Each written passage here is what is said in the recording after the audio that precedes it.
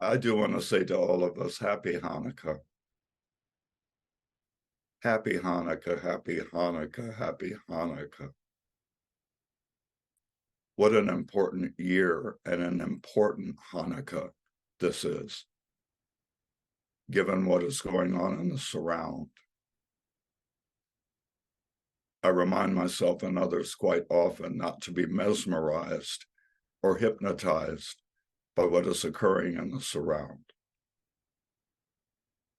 And it takes work.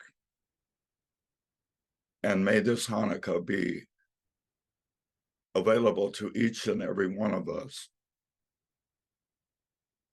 to inspire us to be peace, as our brother Bob just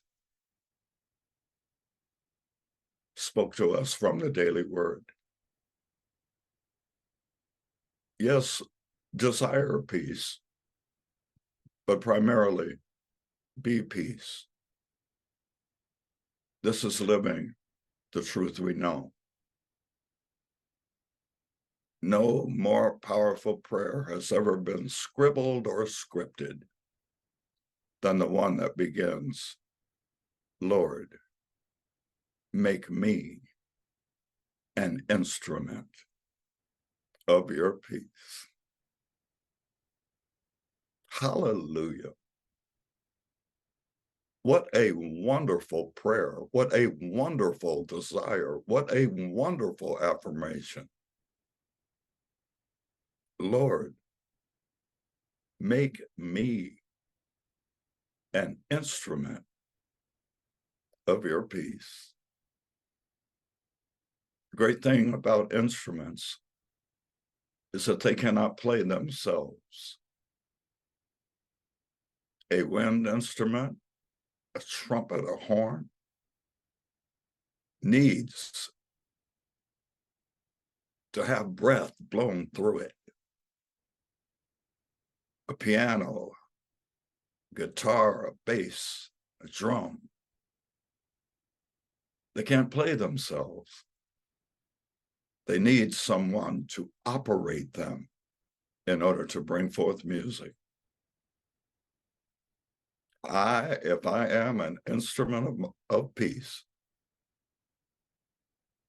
it says an instrument of thy peace, your peace, God's peace. If I'm an instrument, I can't make music by myself. I need to be in the hands of a music maker. Our band just stirred me up, stirred up the spirit that is within me, the good gift that is within me. That microphone didn't do it on its own. My sister breathed the breath of life through it, and we heard it as a song. All of those instruments had someone operating them. I want God to operate me. I want to remember that it is God who is blowing the breath of life through me so that I can be a part of the music, the glad tidings, to the lyrics that speak. Let there be peace on earth, and let it begin with me. As you all may know, because I may have shared it with you over the years, when I was a very young child, I was experiencing, among all the love and joy and gentleness in my life, I was also experiencing being molested and abused by a handful of people, a handful of adults. And you know that one gift of this little boy going through this was that at some point he began to realize that he was not the body, because who he was projected itself out of the body. You may remember that I would project myself out or be projected out, and I would end up in a garden, a beautiful garden beyond description, and that I would be there with Yeshua ben Yosef, who we call Jesus, and that he would speak to me and teach me. And that connection never left. It's like sometimes when I want him to leave me be, let me just be a guy. Let me just be a human being. Let me be upset by upsetting things. Let me want to do an eye for an eye and a tooth for a tooth. Just leave me alone. But he won't leave me alone. Every song I've ever so-called written has not been written by me, but has been sang through me by him. Well, boy, oh boy, has he been on me recently. And he has been pushing me to remember and to share in behalf of others remembering that the transformation of our minds is an inside job. Salvation is an inside job. All of my outer expressions of service are wonderful. Singing praises to God are wonderful. Speaking affirmations are wonderful. Attending services are wonderful. Tithing and giving offerings are wonderful. Reading scriptures are wonderful. Reading books that are inspiring, listening to tapes that are inspiring. These are all wonderful. But he keeps telling me, nothing, no thing will awaken you from the dream of separation that is an outside activity. The transformation of your mind is an inside job.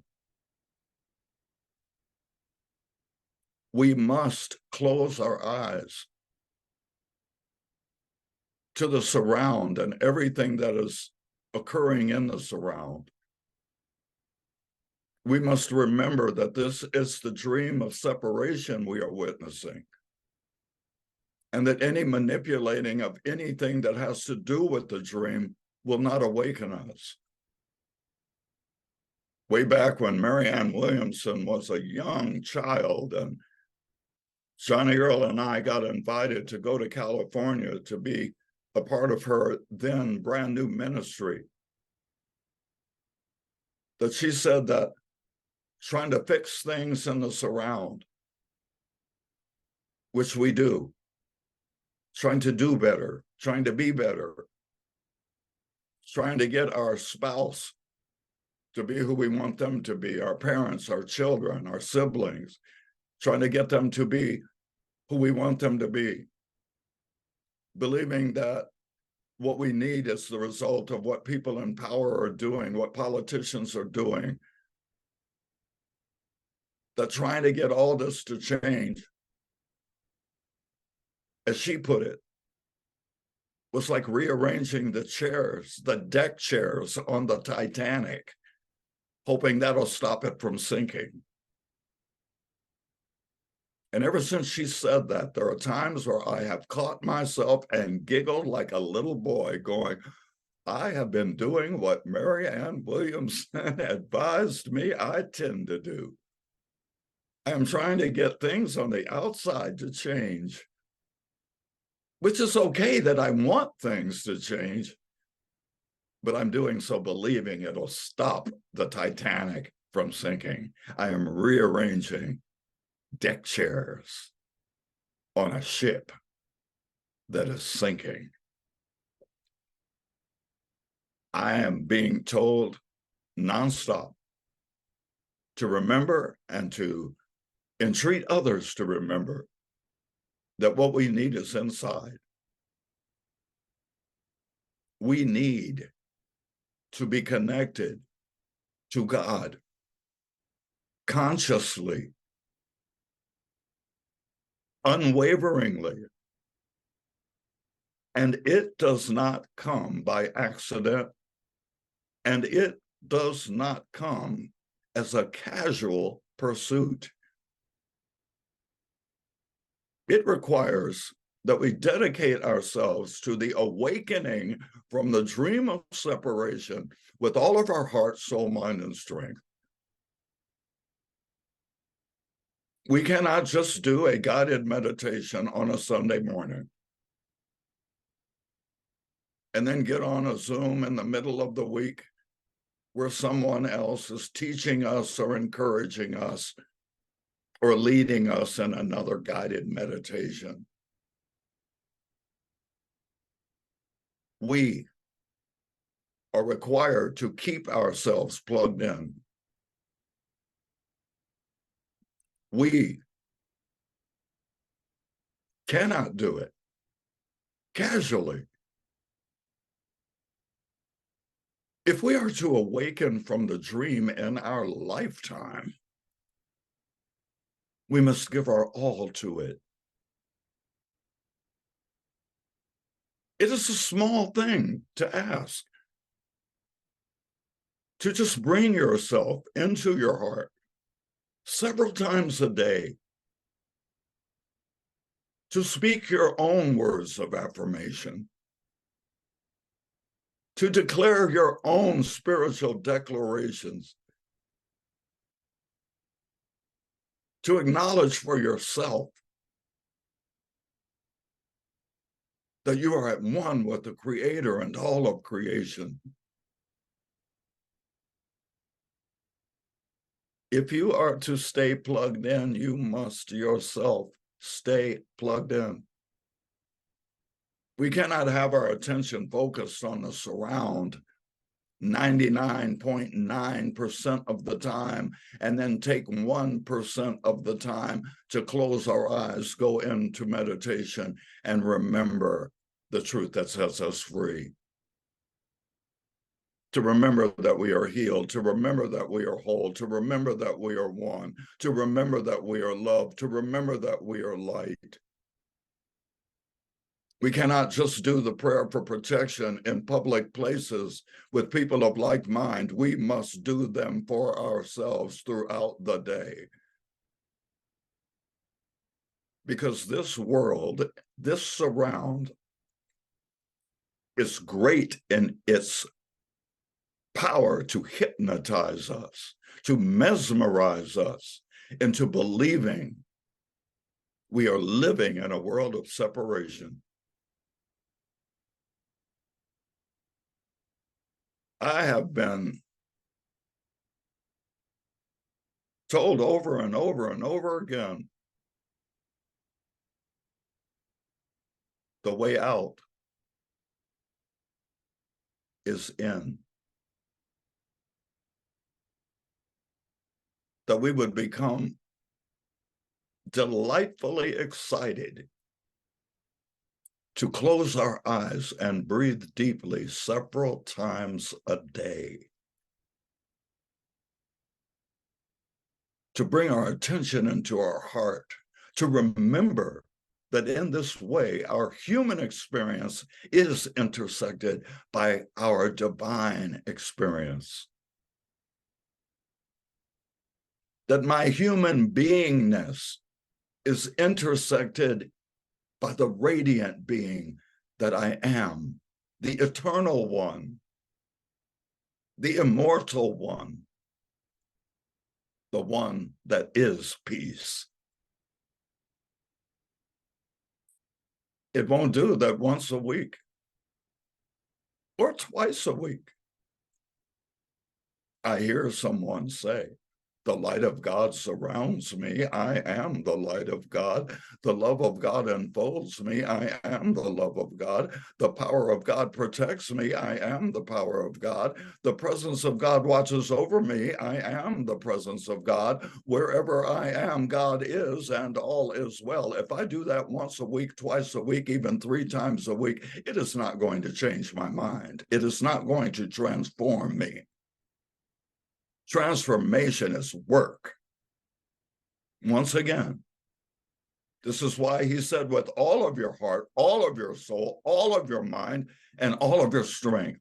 How badly, how much do you want to wake up from this dream of separation? I don't know about you, but I want to do it in this lifetime. I want to do it in this incarnation. And therefore, I must give it my attention and my devotion and my vigilance. I must govern me. I must direct me into the Great Awakening. This is what was being spoken to me for the last 10 days. I was given this example, and I've touched on it with you all before. If my cell phone is dead, I can pray over it all I want, and it will remain dead. I can do chakra work with it and crystal work with it. It will remain dead. I can anoint it with holy oil. It will remain dead. I may take it on a trip to see John of God. It will remain dead. I can read scriptures to it 24/7. It will remain dead. I can sing song after song after song after song of affirmation and praise to God. It will remain dead. I can ask you at prayer request time, not just you, but my other two churches. I can call Unity Village to the prayer center there.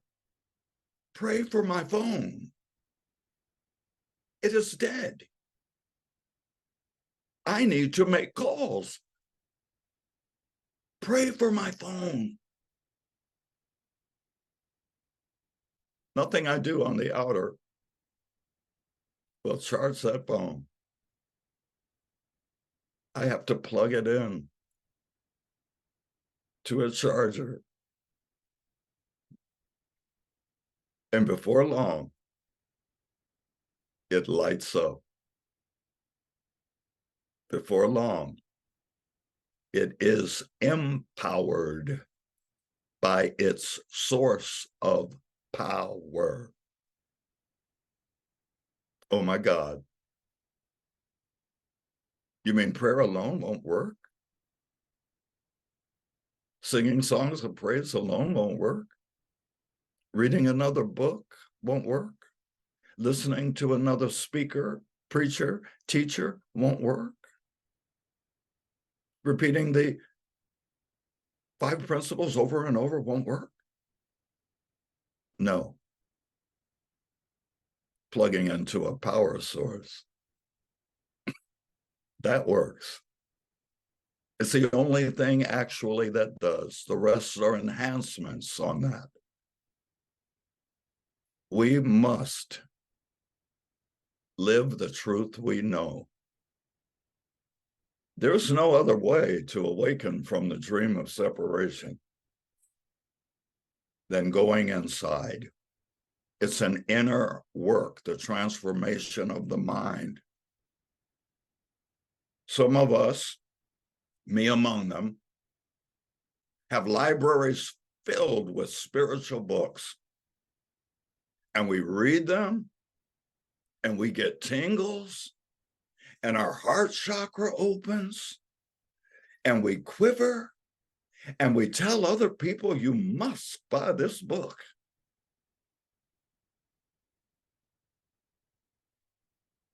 And then we get another book that promises our awakening. Because although that one thrilled me and made me tingle and excited me for several weeks, I'm noticing that I'm basically still the same guy living in the same illusion, believing in the same erroneous idea of separation from my God, my good, and everyone and everything.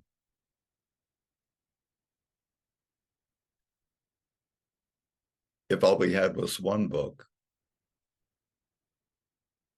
that said the kingdom, queendom, moredom, alldom is within you.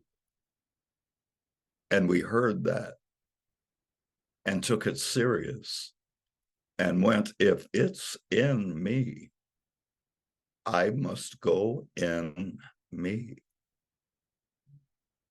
Salvation is an inside job. I don't want to catch myself putting holy oil on my cell phone when the battery's dead. I don't want to ask you all at prayer request time, please pray for my phone. It is powerless. Maybe if I get 144,000 of you praying for my phone simultaneously on a holy, holy day, it will charge. Nope. Nope. Nope. If I want my phone to resurrect to life, there's only one way. Plug it in to its source of power. And the same is true for me and you and everyone you know. We are powerless when we are disconnected from our source of power. Lord, make me an instrument of your peace.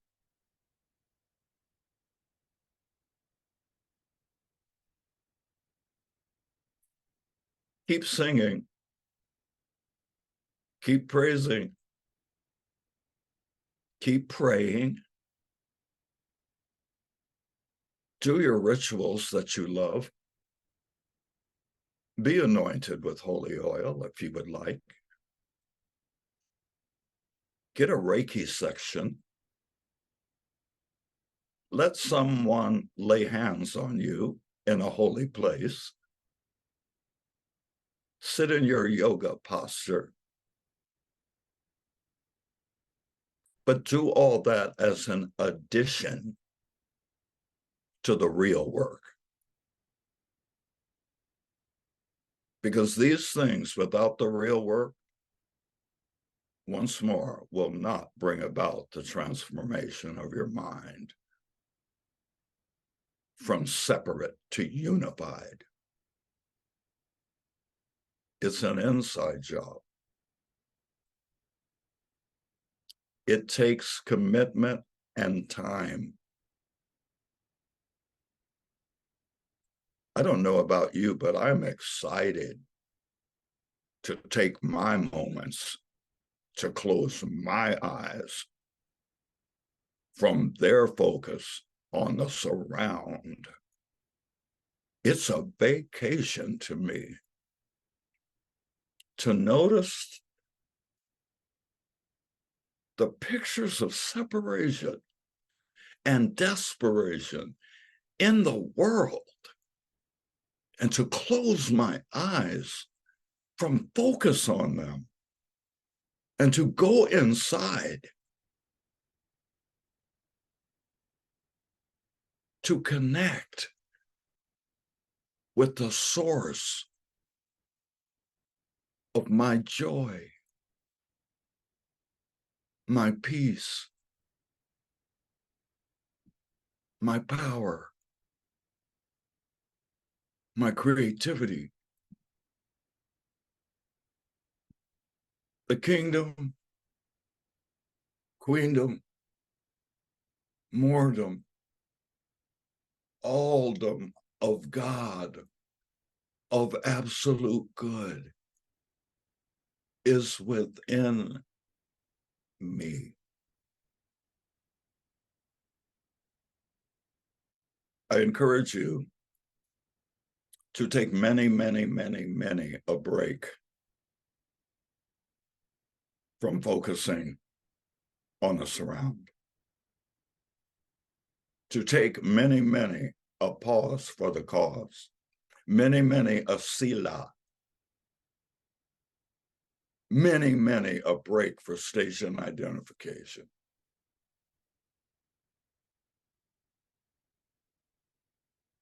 Many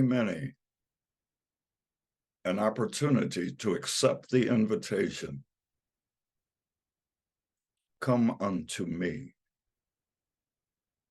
all you who are weary and are heavy laden, and I will give you rest.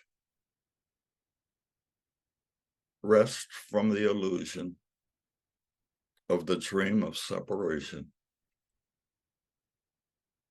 For the last 10 days, he has spoke to me. You're getting old, Carly, have you noticed? You being the body you think you are.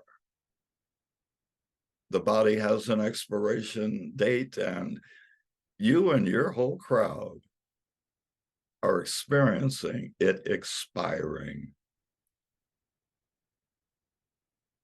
Losing your sight, losing your hearing, losing your teeth, losing your mobility and your agility. As long as you think you're the body, you think you're losing you. As long as you think your loved ones are their body, you think you're losing them. You are not a body. The body is your instrument. You are the life force blowing through it, playing the strings of it, the keys of it. Give it the attention that it deserves. Over and over, he's been saying to me, wouldn't it be awesome to awaken from the dream of separation in your lifetime? And if I say it sure would, I hear, better get busy. Anything can happen in a day. We can do whatever we want with any day. How about I add to every day?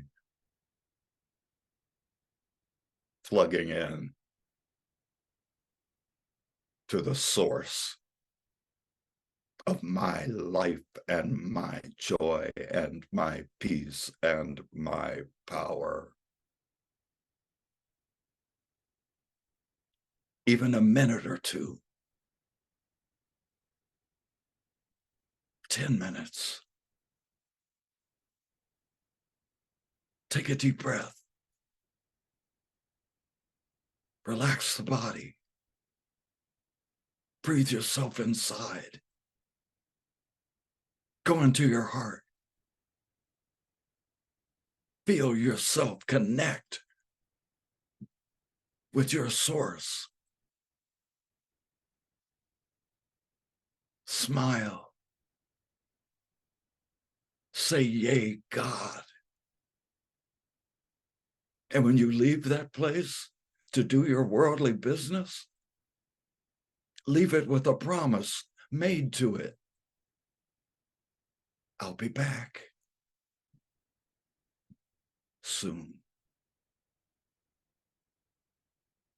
God is in me. I want to go in me and hang out with God. God is in heaven. Heaven is in you. Holy is your name. God wants you to know you have nothing to fear and that there is nothing and no one to blame. You've been informed. Your captivity is over. You've been informed. In truth, you're free. And so it is.